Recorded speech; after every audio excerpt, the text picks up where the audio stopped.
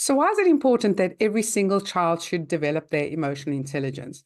Well, simply put, because emotions are created by thoughts, and our thoughts create those nasty thought patterns that make us feel anxious, that make us feel sad, depressed, worried, a sense of fear. Our thoughts are what hold us back. Now, an emotion is simply the energy of that thought, and the emotion is what we use to do something, to walk in a certain way, to act in a certain way. So let me explain a little bit how emotions are created so that you can understand why every child, in my opinion, will benefit from developing their emotional intelligence. So basically, how your thoughts are created in your brain is that we create perceptions from our senses of what we see and what we experience. So if you see something, the information comes in through your eyes. It goes through to the emotional brain, which is the amygdala. And from there, it then goes to the logical brain. The logical brain creates a thought. The thought creates a feeling, and the feeling creates emotion. Now, unfortunately for children, they operate from their emotional brain from the age of 4 right up until about the age of 24 when the logical brain kicks in. So everything that children do is based on emotion. Now, adults are pretty much the same, but we have our logical brain. So we have the opportunity to be able to go, hold on a sec, let me think about this rationally, let me think about this logically, and then deciding how you're going to act based on what that perception is. But with children, everything is about emotions. And if they don't understand their emotions, they're not able to choose or act in a different way because they're constantly going to act out based on what they're feeling and all the stuff that is going on inside of them. So there's a very scientific reason your children are doing what they're doing or not doing what you would like them to do. So when they come across as being difficult or not cooperating, it simply is because they actually do not know how to respond. They haven't been taught yet how to do it. Now, if you think about all mental health issues, and I believe that we all have some sort of mental health issue somewhere in our life, whether it's been a short term, sometimes it's a long term, depending on what has happened and depending on thought patterns.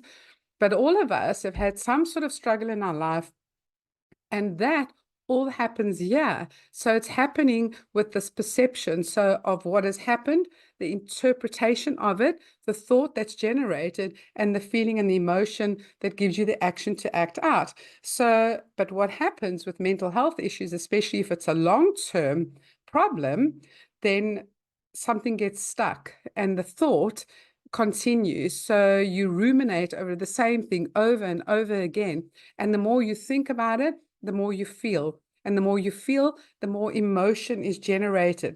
And when that emotion is not able to be expressed in a way, it gets stuck in the body. And so the body starts feeling very uncomfortable, very nervous, very anxious, or very angry, or very sad, or very depressed, because there's no expression or processing of that emotion, because emotion is energy. That's all it is. So if you think about, when you feel like really energetic or you feel a bit hyperactive or you feel sluggish or slow, that's energy, right? Energy that is created in your body for you to move or not to move.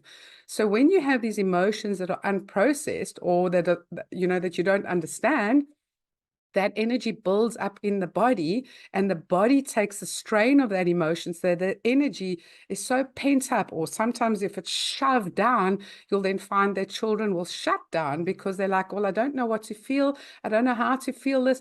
And they shove it down in a different way. But when emotions are shoved down, that's when you get those really nasty feelings of depression and sluggishness, because it's almost like you're fighting your own body with these emotions because you don't know what to do with them. So, coming back to what I said about why it's important that every child develop their emotional intelligence.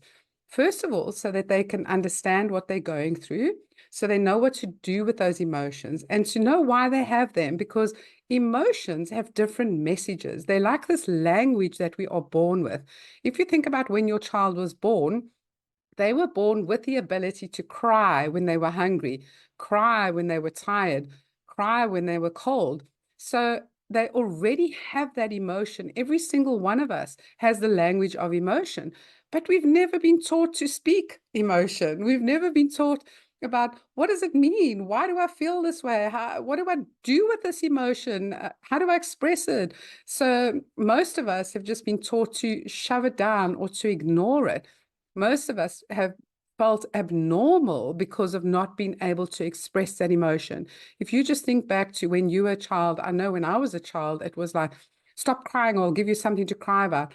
We weren't even allowed to express our own sadness. It was a case of going, you can't feel that, or you're not allowed to feel angry, or you're not allowed to say the word hate. I mean, all these emotions that we've been told that we are not allowed to express. And so as a child, you think, well, I feel this way. I don't know why I feel this way. My mom or my dad or my teacher tells me that I can't feel this way, or I must shut it down, or I'm going to get punished for it. So there must be something wrong with me. I must be abnormal.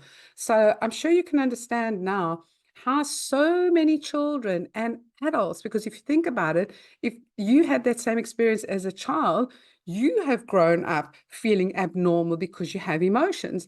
So children are now more anxious than ever. Adults are more anxious than ever because we've all grown up in a society that doesn't recognize emotions.